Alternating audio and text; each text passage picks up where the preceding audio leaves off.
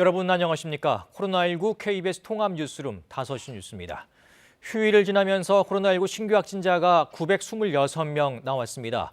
집단 감염이 끊이질 않자 수도권에서는 모레부터 5인 이상 모임을 금지하는 행정명령이 내려졌습니다. 취재기자 연결합니다. 네, 민정희 기자, 먼저 오늘 발표된 행정명령 내용부터 자세히 설명해 주시죠. 네, 서울시는 오늘 오후 5인 이상의 사적 모임을 금지하는 행정명령을 발표했습니다. 5명 이상의 사람이 친목 형성을 위해 모이는 모든 집합 활동은 금지한다는 겁니다. 시행 기간은 모레 0시부터 내년 1월 3일까지인데요. 서울뿐 아니라 경기도와 인천시 전 지역 거주자와 방문자를 대상으로 하며 실내외 모든 장소에 적용됩니다. 이에 따라 동창회나 송년회, 직장 회식, 계모임, 집들이 등 개인적인 친목 모임은 모두 금지됩니다. 단 가족 등 주민등록표상 거주지가 같은 사람들이 5명 이상 모이는 건 허용됩니다. 행정 공공기관의 공적인 업무 수행, 기업의 경영활동, 대학별 평가 등 시험, 결혼식이나 장례식 등 경조사는 사적 모임에 해당하지 않기 때문에 2.5단계 수준으로 허용됩니다. 위반이 확인될 경우 서울시는 300만 원 이하의 벌금이나 치료 비용에 대한 구상권 등이 청구될 수 있다고 밝혔습니다. 네, 계속해서 오늘 서울의 확진자 발생 상황 정리해 주시죠. 네, 오늘 0시 기준 서울에선 코로나19 확진자가 328명 늘었습니다. 이로써 서울의 누적 확진자는 15,000명을 넘었는데요. 지난 6일 누적 확진자가 10,000명을 넘어선 뒤 불과 2주 만에 15,000명 선까지 급증했습니다. 일별 사망자도 역대 최다인 6명 늘어 누적 사망자는 136명이 됐습니다. 감염 경로를 알 수 없는 사례와 무증상 확진자 비율도 각각 30%를 넘었는데요. 지난 한 달간 확진 사례를 보면 식당 등 다중이용시설에서 확진자의 40% 넘는 사람이 나와 가장 위험도가 높은 것으로 드러났습니다. 서정엽 서울시 재난안전대책본부장은 지금 서울은 폭풍 전야라며 시민들에게 방역에 참여할 것을 요청했습니다.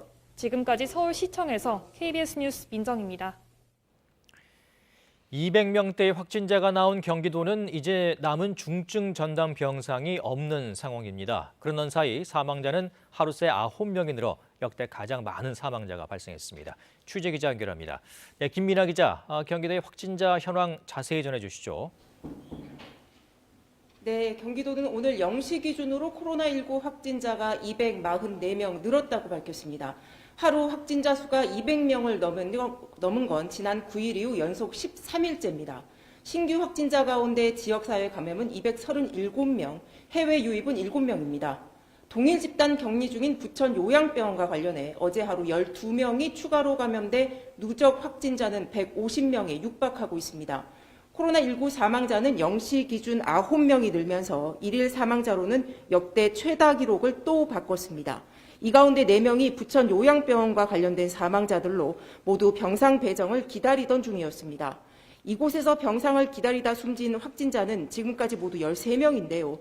아직도 입소자와 직원, 간병인 등 114명이 열흘 넘게 격리 중입니다.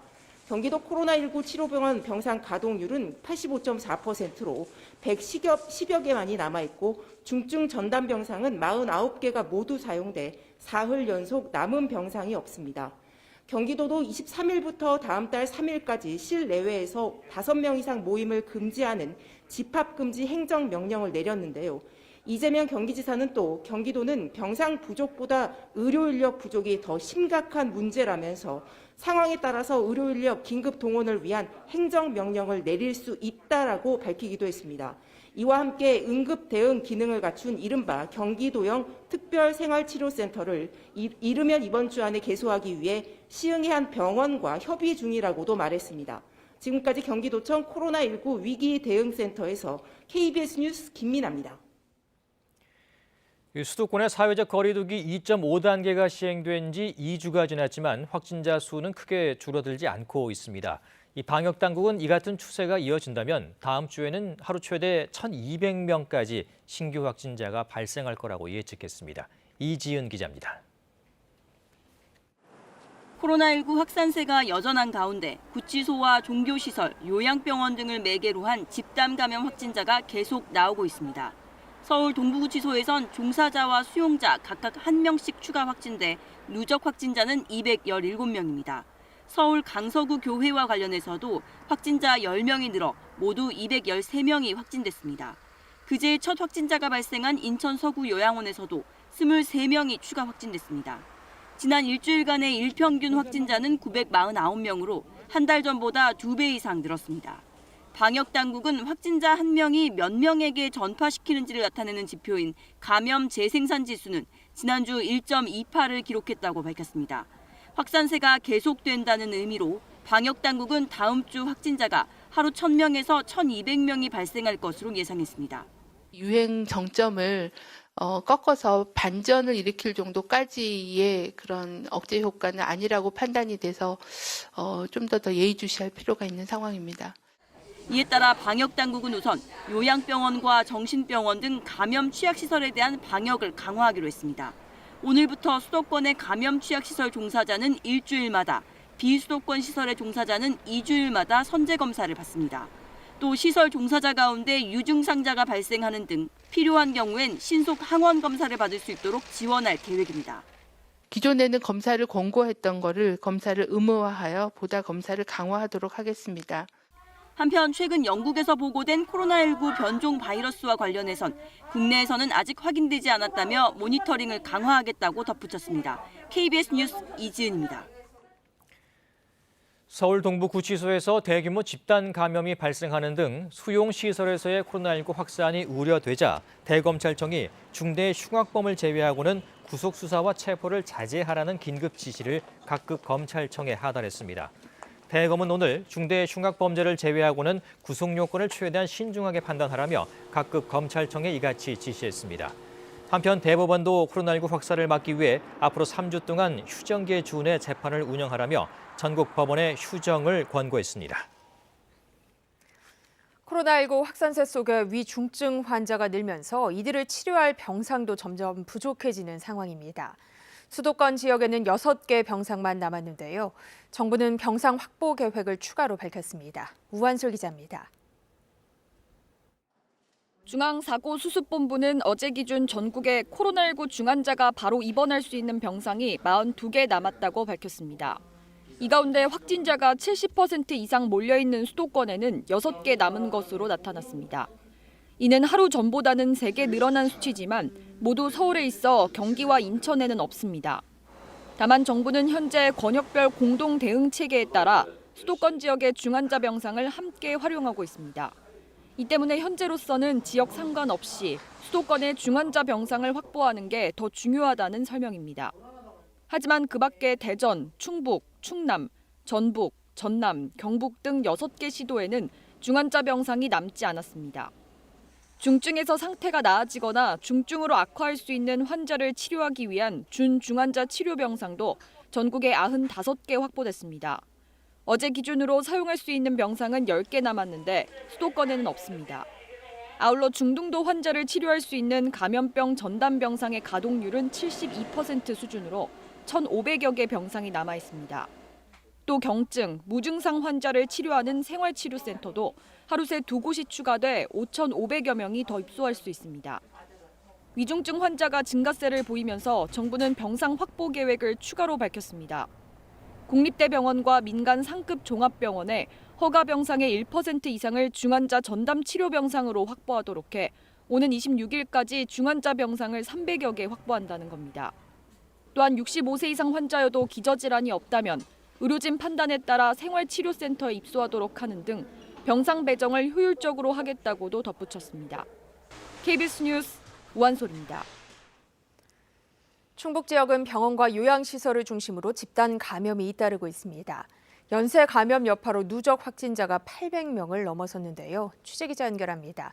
네, 민수아 기자, 충북 지역 현재 상황 전해주시죠. 네, 충북 음성 소망병원에 입원하고 있는 환자 8명이 추가로 코로나19 확진 판정을 받았습니다. 이 병원과 관련한 확진자는 모두 40명을 넘어섰는데요. 여기에다 이 병원의 연쇄 감염 고리로 추정되고 있는 충북 괴산 성모병원에서도 현재까지 31명이 확진 판정을 받았습니다. 충북 진천의 한 병원에서도 이틀 동안 9명이 양성으로 확인됐습니다. 이 병원에서 처음 확진 판정을 받은 입원 환자는 역시 집단 감염이 발생한 괴산 성모병원에서 치료를 받고 옮겨온 것으로 확인됐습니다. 충북 청주 참사랑 노인요양원에서도 닷새 연속 확진자가 나와 누적 확진자가 70명까지 늘었습니다. 이 밖에 충북 제천과 단양 등에서도 기존 확진자와 접촉한 연쇄 감염 등 소규모 지역 감염이 이어져 충북에서는 오늘 20명 넘게 확진 판정을 받았습니다. 충청북도는 최근 확진자가 급증한 고위험 취약시설 종사자 12,000여 명에 대해 긴급 전수검사를 했습니다. 방역 취약계층, 저소득층 등 10만 명 등에 대해서는 우선적으로 신속 항원 검사를 추진하고 있습니다. 지금까지 충북도청에서 KBS 뉴스 민수아입니다. 대구 경북에서는 교회발 집단 감염이 열흘 넘게 이어지고 있습니다. 오늘도 대구 광진 중앙교회에서 20명 넘는 추가 확진자가 나왔습니다. 취재기자 연결합니다. 네, 정혜미 기자, 교회에서 또 집단 감염이 발생했다고요? 네, 그렇습니다. 교회발 집단 감염이 열흘 넘게 이어지고 있습니다. 어제 질병관리청 집계에는 포함되지 않았지만 대구 광진 중앙교회에서 신도 26명이 새로 확진 판정을 받았습니다. 이 교회 소속 선교사 2명이 선교를 위해 출국하기 전 시행한 검사에서 양성을 받아 신도 120명을 검사하면서 나온 결과인데요. 이 가운데 30여 명은 검사 결과를 기다리고 있어 추가 확진자가 나올 가능성이 높습니다. 대구시는 교회를 폐쇄하고 집단 발병 경위를 조사하고 있습니다. 오늘 0시 기준으로는 대구에서 21명의 확진자가 나왔습니다. 대구 영신교회와 관련해 자가격리 중이던 3명이 확진 판정을 받았고요. 남구 신일교회와 중구 세비전교회에서 각각 1명씩 추가 확진 판정을 받았습니다. 경북에서는 지난 3월 이후 1차 대유행 이후 9개월 만에 가장 많은 48명이 확진 판정을 받았습니다. 경북에서도 마찬가지로 종교시설과 관련한 감염이 많았는데요. 경산에서 대구 영신교회 확진자의 접촉자가 5명, 영천에서 1명이 확진 판정을 받았고 안동과 영주에서도 종교시설 관련 확진자의 접촉자가 각각 7명, 6명씩 나왔습니다. 이 밖에 기존 확진자와 접촉해 경산 8명, 경주와 청송 3명, 포항과 의성, 영양, 예천에서 각각 1명씩 추가 확진됐습니다.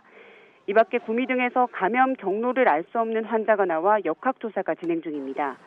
방역당국은 지역 곳곳에서 산발적 감염이 계속 이어지고 있다며 연말 모임이나 행사를 최대한 자제할 것을 당부했습니다. 지금까지 대구에서 KBS 뉴스 정혜미입니다. 경북 상주의 종교시설과 관련된 확진자가 부산에서도 10여 명 나왔습니다. 이 한 달 가까이 두 자릿수 확진자가 발생한 부산시는 병상 확보에 안간힘을 쓰고 있습니다. 이이슬 기자의 보도입니다. 부산에서는 코로나19 신규 확진자 25명이 발생했습니다. 신규 확진자 대부분은 기존 확진자들의 가족과 지인, 직장 접촉자들입니다. 특히 초연음악실 관련 연쇄 감염도 한 달째 나왔습니다. 확진자 중 4명은 감염원 불분명 사례입니다. 전국적으로 확진자가 발생한 경북 상주시의 종교시설인 BTJ 열방센터와 관련해 부산에서도 10여 명의 관련자가 파악됐습니다.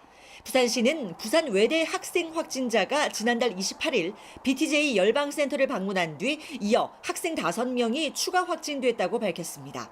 부산시는 부산 외대 기숙사 학생 등 250여 명에 대한 검체 조사를 진행하고 있습니다. 또 앞서 확진 판정을 받은 한 명도 지난 11일 열방센터를 방문한 것으로 파악됐는데 이 확진자는 가족 4명의 접촉 감염으로 이어진 사례입니다. 부산에서는 PC방 한 곳에서도 확진자와 접촉한 이용자가 추가 확진돼 부산시가 동선을 공개하고 이용자들의 자발적 검사를 당부했습니다. 한 달 가까이 두 자릿수 확진자 발생에 병상 부족이 현실화한 부산은 오늘부터 3번째 생활치료센터가 운영을 시작했습니다. 또 무증상자 누구나 무료로 검사를 받을 수 있는 임시선별검사소도 부산역과 부산 진구 놀이마루 등 2곳에 설치돼 운영을 시작했습니다. 부산시는 생활치료센터와 임시선별검사소가 확대 운영됨에 따라 검체요원 110여 명과 의사와 간호사 등 의료인력 40여 명을 지원하기로 했습니다. KBS 뉴스 이이슬입니다. 제주에서는 처음으로 노인 돌봄 시설에서 확진자가 나왔습니다. 집단 감염 우려가 커지고 있는데요. 취재기자 연결해 자세한 상황 알아보겠습니다. 네, 문준영 기자, 제주도 노인 돌봄 시설에서 확진자가 나온 것은 이번이 처음이죠? 네, 그렇습니다. 제주도 방역당국은 제주시 애월읍 보듬의 노인주간보호센터 직원이 코로나19 확진 판정을 받았다고 밝혔습니다. 이 직원은 지난 18일부터 기침과 두통 증상을 보이다 어제 제주보건소에서 진단검사를 받고 오늘 새벽 확진 판정을 받았습니다. 이 직원은 집단 감염이 발생한 제주시 용담동 라이브 카페 관련 확진자의 가족으로 조사됐는데요. 제주도는 오늘 오전부터 임시 선별검사소를 설치해 노인보호센터 이용노인 30여 명과 가족, 직원 등 140여 명의 검체를 채취해 결과를 기다리고 있습니다. 제주도에 따르면 오늘 오전 10시 기준 제주시 용담동 7080 라이브 카페 관련 확진자는 26명으로 늘었습니다. 또 제주 동문 재래시장 인근에 있는 한라사우나 관련 확진자는 50명, 김정성당 관련 확진자는 29명으로 집계됐습니다. 사우나발 감염이 확산하자 제주도는 어제 제주 동문재래시장에 임시 선별검사소를 마련해 성인 132명의 검체를 채취하고 검사 결과를 기다리고 있습니다. 어제 원아가 확진 판정을 받은 제주시 오라동 소재 사임당 어린이집에서는 원아와 직원 등 100명이 진단검사를 받았고 전원 음성 판정을 받았습니다. 확진자가 나온 제주 동부소방서 성산 119 센터 역시 근무자 89명에 대한 진단 검사 결과 모두 음성 판정을 받았다고 제주도는 전했습니다. 국가지정 입원 치료 병상인 제주대학교 병원에서도 산모와 환자 등 2명이 확진 판정을 받았는데요. 제주도와 병원 측은 확진자가 발생한 병동은 48명에 대해 집단 격리 조치했고 지금까지 200여 명에 대한 검사가 음성으로 확인되는 등 추가 확진자는 나오지 않았다고 밝혔습니다. 지금까지 제주도청에서 KBS 뉴스 문준영입니다. 영국에서는 최근 전염력이 훨씬 강한 코로나19 변종이 빠르게 퍼지고 있습니다. 이에 영국은 일부 지역에 강화된 봉쇄 조치를 내렸고 다른 유럽 국가들은 영국에서의 입국을 잇따라 제한하고 있습니다. 김민성 기자입니다. 감염력이 기존 바이러스보다 70% 높은 코로나19 변종 바이러스가 영국에서 확산되고 있습니다. 이미 보고된 것만 1000여 건입니다.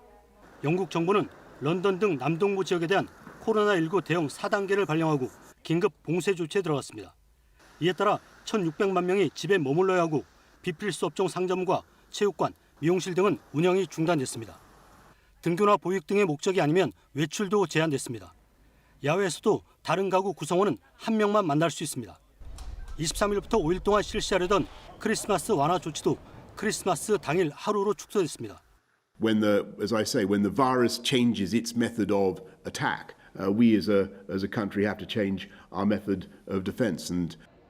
유럽 국가들은 잇따라 영국에 대한 봉쇄 조치에 들어갔습니다. 프랑스와 독일, 이탈리아 등은 영국발 항공편 운항을 제한하기로 했습니다. 영국과 벨기에, 네덜란드로 오가는 유로스타 열차도 운행이 중단됐습니다. 터키와 이스라엘, 이란도 영국에서 입국을 제한했습니다. 유럽연합 회원국들은 현지 시간 오늘 변종 코로나19 관련 긴급 회의를 열 계획입니다. 이런 가운데 전문가들은 현재 백신이 변종 바이러스에 효과가 있을 것이라고 전망했습니다. This particular variant in the UK, I think is very unlikely to have escaped the vaccine immunity. 영국 현지 언론들도 아직까지 변종 바이러스가 백신을 무력화하거나 더 심한 증상을 나타내지는 않을 것으로 보이지만 전파력이 강한 만큼 더 많은 환자가 발생할 가능성은 높다고 보도했습니다. KBS 뉴스 김민성입니다. 코로나19가 기세를 떨쳐도 버스기사처럼 생업을 위해 날마다 불특정 다수를 만나야 하는 사람들이 있는데요. 누구보다 불안할 법한 이들, 방역은 어떻게 하고 있을까요? 서윤덕 기자가 만나봤습니다. 30년째 시내버스 기사를 하고 있는 빈형근 씨. 출근하자마자 체온부터 잽니다. 정상 체온입니다. 손도 소독합니다. 코로나19 이후 하루도 거르지 않았습니다. 운행할 때는 마스크를 꼭 착용합니다. 승객들이 잘 썼는지도 꼼꼼히 확인합니다. 마스크 잘 착용하시죠? 예, 감사합니다. 시민의 발인 만큼 많은 사람이 타고 내리지만 불안하다고 쉴 수도 없습니다. 오히려 퇴근 뒤까지 방역 수칙을 지켜야 합니다. 쉴 때도 항상 저는 예방 수칙을 잘 지키거든요. 저로 인해서 많은 시민들, 많은 국민들이 감염이 되기 때문에 전북 지역 시내버스의 하루 평균 이용객은 13만 명 남짓. 다행히 시내버스와 관련된 감염 사례는 나오지 않고 있습니다. 경력 1년 반, 새내기 사회복지사 강민 씨가 복지관을 나섭니다. 차를 몰고 도착한 곳은 한 아파트. 장애가 있는 홀몸 어르신에게 김치를 전달하기 위해서입니다. 진안군 장애인종합복지관이에요. 네. 아유, 고마워요. 네. 장애인 40명에게 2주마다 반찬을 건네는 일은 거리 두기를 3단계로 높인다 해도 그만둘 수 없습니다. 방역 수칙을 꼬박꼬박 지키는 이유입니다. 대면 서비스로 할 수밖에 없는 서비스들이 있어서 이제 뭐 마스크 착용 필수적으로 하고 이제 차에서 내리고 다시 탈 때 손소독제 하는 방식으로. 코로나19로 모두가 멈춰도 모두를 위해 멈출 수 없는 이들. 방역을 어떻게 하는지 묻자 이렇게 답했습니다. 특별한 것이 아니라 이제 사소한 실천에서 시작되는 것이라고 생각합니다. 손 씻기와 마스크만 잘 착용을 해주신다면은 머지않아 코로나는 극복되리라 생각을 합니다. KBS 뉴스 서윤덕입니다. 이용구 법무부 차관이 지난달 차관 취임 직전 택시기사를 폭행한 사건이 내사 종결로 처리된 데 대해 경찰이 사건을 다시 살펴보기로 했습니다. 경찰 관계자는 오늘 운행 중 폭행 사건에 대한 기존 판례 가운데 특정 범죄 가중 처벌에 관한 법률이 아닌 폭행 혐의를 적용하는 등 개별 사안에 따라 판단이 다른 만큼 서울지방결정청에서 판례를 종합해 사건을 다시 한번 살펴볼 것이라고 밝혔습니다. 경찰은 앞서 지난달 7일 자정쯤 이용구 당시 변호사가 술에 취한 상태로 택시기사를 폭행한다는 신고를 받고 조사한 뒤 내사 종결 처리했습니다.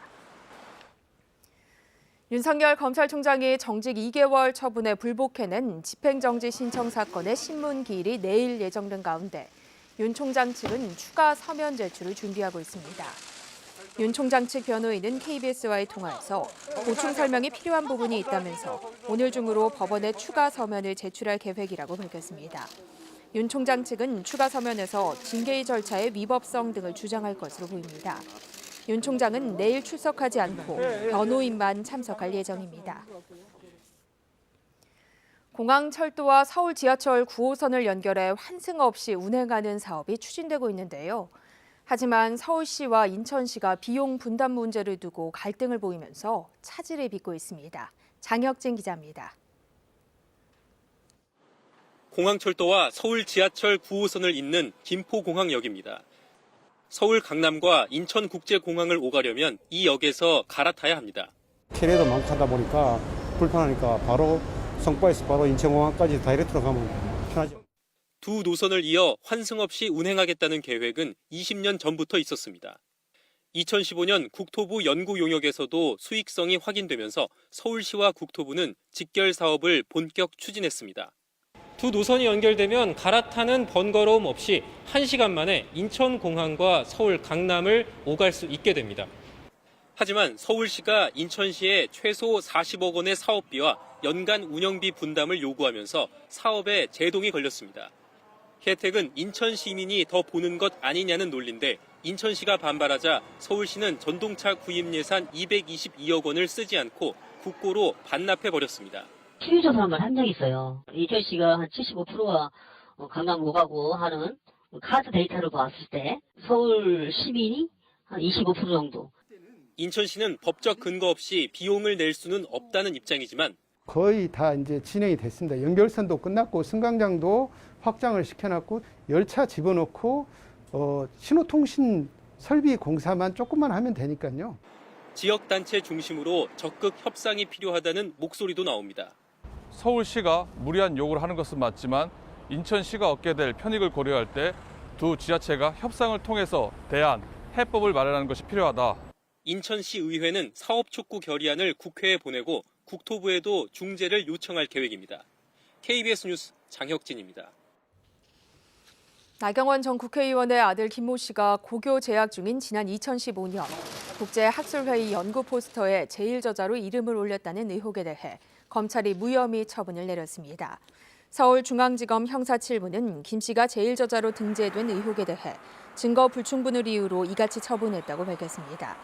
이와 함께 김 씨가 자신의 제사저자로 등재한 포스터를 활용해 외국 대학에 부정 입학했다는 의혹에 대해서는 형사사법 공조 결과가 도착할 때까지 시한부 기소 중지 처분을 내리기로 했습니다.